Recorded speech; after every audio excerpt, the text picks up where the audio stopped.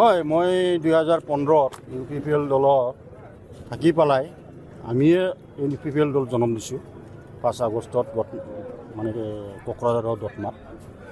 তাৰপিছতে মই এইটো পাৰ্টিৰ গোটেই কামবিলাক কৰি পেলাই মই নিজে দিল্লীত গৈ পেলাই পাৰ্টি ৰেজিষ্ট্ৰেশ্যন কৰিছোঁ, চিম্বল মই লৈ আহিছোঁ UPPLৰ গোটেই কাম মই কৰিছোঁ। আৰু মই যেতিয়া জেনেৰেল ছেক্ৰেটাৰী আছিলোঁ তেতিয়াই আমি 12টা সমষ্টি পাইছিলোঁ 2020ত, আৰু বিজেপিৰ সমৰ্থন লৈ পেলাই আমি চৰকাৰো গঠন কৰিছিলোঁ।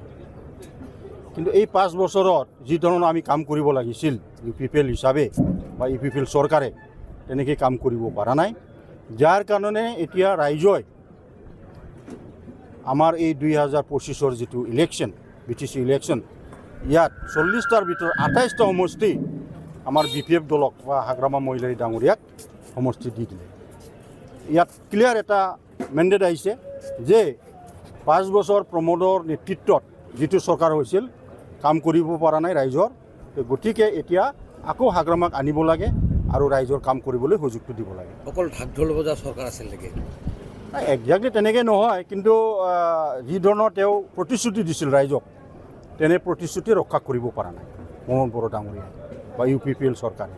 তো গতিকে এতিয়া হাগ্ৰামা মহিলাৰী ডাঙৰীয়াই যিহেতু ৰাইজে বিচাৰিছে আৰু বহুত সমস্যা আছে BTAD অঞ্চলত, বিভিন্ন জাতি জনগোষ্ঠীৰ মানুহ ইয়াত বসবাস কৰে, 26টা জাতি জনগোষ্ঠীৰ মানুহ। তো গতিকে তেওঁলোকৰ কাম কৰিব লাগিলে সকলো জাতি জনগোষ্ঠীক লগত লৈ পেলাই আমি কাম কৰিব লাগিব। সেইকাৰণে মই হাগ্ৰামা মহিলাৰীৰ হাতখন মজবুত কৰাৰ কাৰণে আজি UPPL এৰি পেলাই ৰাইজৰ লগত মই আহিছোঁ, হাগ্ৰামা মহিলাৰী যাতে ৰাইজৰ কাম কৰিব পাৰে। যিহেতু হাগ্ৰামা মহিলাৰীৰ লগত আজিৰ পৰা আপুনি কাম কৰিব, UPPL দলৰ আপুনি এজন যিহেতু ফাউণ্ডাৰ আছিলে, কিবা ক্ষোভ আছিলে নেকি আপোনাৰ UPPL দলৰ প্ৰতি?